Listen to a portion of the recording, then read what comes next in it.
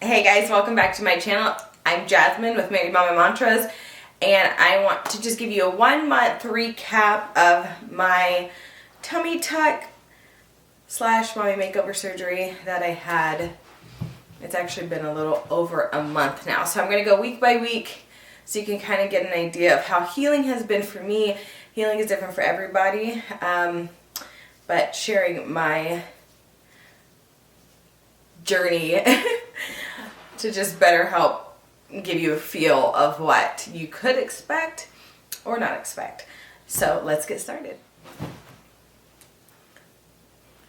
Okay guys, so 1 month post-op. Let's start from week 1. Week 1 was brutal with a big B. I had a 7-hour surgery with the Phoenix in Portland, and I woke up from anesthesia and I had such a hard time kind of like coming to. It just really like delirious and just constantly falling asleep. I was wheeled out in a wheelchair. We got into our car. The car ride home was vague, definitely uncomfortable, very hunched over. Felt like I really couldn't like get a full breath in, which was really hard because I practiced like a lot of like deep breathing exercises like beforehand, and so not being able to take a deep breath, I really had to get within my mind to relax myself because I didn't want to like panic, you know. So I get home, I had my pillow set up and everything. And I think one of the mistakes I made within those first couple of days was not staying on top of my medications, because I was just taking one, I think I had got like a hydrocodone every like 6 hours. And I got to the point where in the evening I was in tears because I was so uncomfortable from the discomfort. And I was just like, oh my gosh, this is like the stupidest idea I've ever had. But I talked to my doctor and he's like, well, you could take every 4 to 6 hours. You could take 1 or 2. And so I upped my dose and started taking it every 4 hours initially.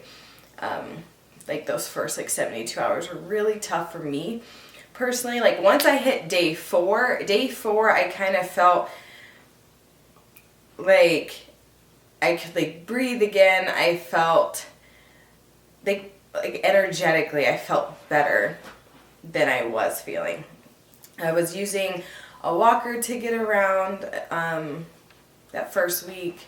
I mostly stayed laying down. I drank a lot of water to stay really hydrated. Ate a low sodium like diet. I don't like using that word, but like I just avoided eating high salt just so I didn't have any additional retention with the fluid retention.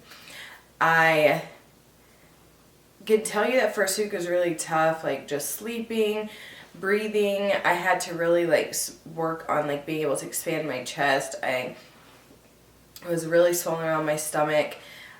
I cannot emphasize enough to make sure you're hydrated and having regular bowel movements before your surgery.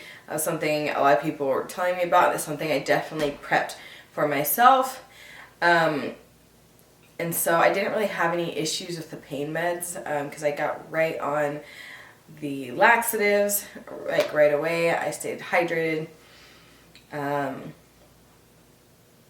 first time I took off my bindings was kind of really jarring because you kind of, maybe not everybody, but I kind of had this idea going into the surgery, you know, we just live in a time of instant gratification. And I fell into that trap and was kind of in shock with how like swollen I was. I could barely stand. Like my breasts were like pointing downwards and everything was just like, I couldn't see the light at the end of the tunnel. And I honestly got into like a post-op like blues, if you say. Like I felt really down and like really regretful, because it was really kind of traumatizing for me. Like, I mean, besides the fact that it's physically a lot to deal with, I was very active before I had my surgery. I was working out every day. I've been in the most shape I've been since my third kid, since she was born. She's 2 now. So I like finally got back on it, and then I'm like, oh, I knocked myself down with this, and I was really frustrated with myself, because I was like, well, what was the point of doing this? Then that first week was really helpful. I would suggest to anyone, please get assistance. I had my brother and husband watching my kids. My mom stayed with me, and so I constantly had her like bringing me food, like making sure I stayed on my medications, staying hydrated, and just like moral support. Then I drove 5 hours back from Portland back to Southern Oregon, and that's where it kind of got a little more difficult for me. I felt like week 1 I was able to walk, like more standing straight up. I was like, I had better stamina than I did that, like especially those first few days. But I still couldn't really do much regarding like food wise. So, like, friends brought me food. My mom brought me food. My husband, we did takeout. The first 2 weeks, I didn't really cook much besides like oatmeal and like pasta. You know, noodles, sauce, heat it up, boom, type of thing. Just couldn't even stand up long enough to really do any of that stuff. Wasn't cleaning. I just sat with my kiddos in my bed and we watched shows, because my husband had to go back to work and my mom was getting ready to move, and so I didn't really have a lot of help that second week. Unfortunately for me, right at, I think I was 16 days post-op, and just mind you, this doesn't happen to everybody, but I'm going to share my truth and my story. It's rare, though it happened to me. I was cutting onions in my kitchen, and I felt this popping sensation in my chest, and I was like, oh, I must be having like a muscle spasm, because I was taking muscle relaxers, and I'm like, oh, you know, I just got like a breast lift and augmentation, like it's just probably something going on. But I was having a complication, which was really kind of mind-boggling, because even talking to like my surgeon and the ER doctors, nobody really knew why it happened, because usually a hematoma happens because of blunt force trauma. Like my surgeon was telling me one of his previous clients had one because she went to the shooting range and shot a shotgun, and that impact was what caused her hematoma. For me, I was just cutting onions and I just felt the pop, and I could just feel it like moving up, like the blood was like spreading up into my collarbone. It literally got to the point where it was like maybe 2-3 inches off of my chest, like of just blood pooling. I was like screaming. I went to the emergency room, had a morphine drip. I was in there for 9 hours. Then my surgeon, who he's freaking amazing, he flew from California to Oregon, like dropped all his appointments the next day, was on the phone with my husband the whole time, like talking to the ER doctors, like telling them what to do for me, just really like hands-on. And we head up to Portland. We drive 5 hours at 4 o'clock in the morning. And I have surgery because a lot of times with hematomas, they end up kind of like extinguishing themselves. But mine was not doing that. And so they had to go in to close the blood vessel that had ruptured.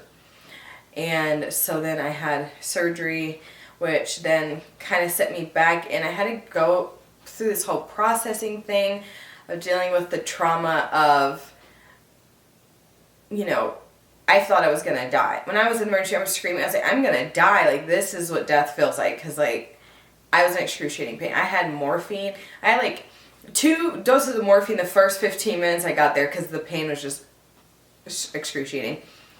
And then I had, like, 5 or 6 doses within 9 hours. Like, I was just, like, done. that third week, technically, of recovery was really tough, like psychologically for me. I was really worried that something was gonna happen all the time. I like a PTSD to it, because I'm like, oh, I feel pain. I'm like, oh no, it's happening again. And I had to, luckily I have amazing friends who hold space for me and are great at like coaching me through. And they're like, Jasmine, you have to remind yourself that like even with recovery, there's going to be discomforts, and that doesn't mean it's the worst case, and like to remind yourself that you're safe and your body's healing. And I really had to like ground myself, because it was really easy to get wrapped up into sensations and like, oh my gosh, and like panicking, getting in fight or flight, which one is not good for healing, 2, it's not good for you psychologically, 3, it's just not good to panic. Okay, I was just in a constant state of arousal, just waiting for something else to go wrong. Then after that first week passed, like that third week, so like first week after the hematoma, so week 3, I was able to kind of get back into the groove of things. I'm able to do light housework, I can sweep slowly. Vacuuming is still a little tough, but I have like a Dyson, and like a handheld Dyson, and it works pretty, like it's kind of effortless, like my kids can push it. So it wasn't anything too difficult. I was able to do like light cleaning around the house, and kind of just getting back into things. When I felt fatigued, I really tried to focus on honoring and listening to my body, like, okay, my body is done, it needs a break, and being okay and holding space for myself and having grace for myself during this time of like, okay, I'm not a bad mom because my kids just ate snacks all day, or I'm not a bad mom because my kids sat there in bed with me and watched shows. I was healing and showing up for them in the best capacity I could. So once week 3 kind of went by, I kind of felt like I was back on the horse again. Like, okay, the healing process is going, the swelling's going down, everything's starting to kind of like get into place. And around like 3.5 weeks is when the swelling in my stomach started going down. I've been getting lymphatic massages, and I swear by them, they're incredible, besides the fact that they just feel so good. It's like a light touch massage. I love light touch. And I'm just like, my swelling is going down. I can actually like start seeing like my obliques coming back, and I'm like, okay, wow, I can see what's happening. I can feel my core engaging when I like sit up. Everything just starts like, it feels different. I'm like, oh wow, my core is strong again. Week 4, I'm feeling like a freaking champ. I'm still not doing much. I was not cleared to work out until 6 weeks because of the hematoma. I could have started at 4 weeks had I not had any complications, but I just like going out with my kiddos, taking them to the park. I started driving at 4 weeks, and getting back into the groove of things. When I notice when I'm out for long periods of time that I do start to get exhausted. I can feel tightness and swelling. It's like at the end of the day, if I had if I was out a lot or really active in the house, like the other day I did spring cleaning, and my body was like, hey, you need to slow down. And I was like, okay, I need to rest tomorrow. Like, just give my body rest. It's just as much as important as getting things done. And so the first month was a big roller coaster, up and downs, very mentally challenging, more so than physically. It was like getting over the fact of like not being so capable and able to do the things I normally did, to have the same like tenacity and like zest for life, like that kind of diminished.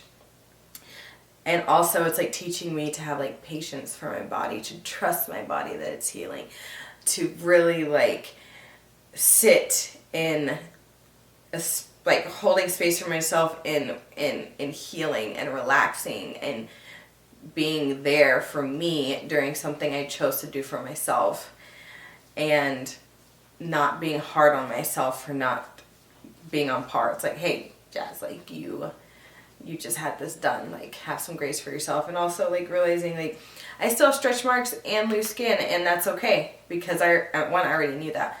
But I know some moms, their swelling goes down, they're like, I still have loose skin. And that's possible, especially with, I had multiples, I had twins, and then a third big baby. And I'm short and my torso's shorter. And I stretched and my core didn't come back. I'm glad I don't have a dysfunctional functional core anymore, that it's actually functionally functional. And I don't have a hernia anymore. I don't have loose skin that I have to like, it's sore and irritated by the end of the day. Like, yes, I still have like the scar that I'm dealing with, but it's different. It's just so different. And I'm really starting to feel gratitude for making this decision for myself at this point. So I'm glad I didn't listen to social media and people were like, oh no, you're doing this because you hate yourself. No, you're doing that. Like you shouldn't do this and da da. And I'm like, you know what? I did this for me, for my lifestyle. I want to have a core that's engaged so I can push my body in the gym, outside, on hikes, doing things. Like, I am very active, and that was important to me. And I would not go back and change that. So if you're going through this process, just know it does get better. I have another video where I talk about my post-op must-haves, because I feel like it's so important to nourish your body and to give it things that help support it while it's going through this healing process. So thank you guys for listening to my 1 month update. If you have any questions for me, drop them in the comments, hit that like button and subscribe, and tune in as I update you guys on month 2, because I start working out soon. I'm cleared to do that. So I'm going to be taking it easy. Can't do any jumping or upper body work, but I'm excited to go through this journey of getting back in tune with myself and my body. So thank you guys for tuning in.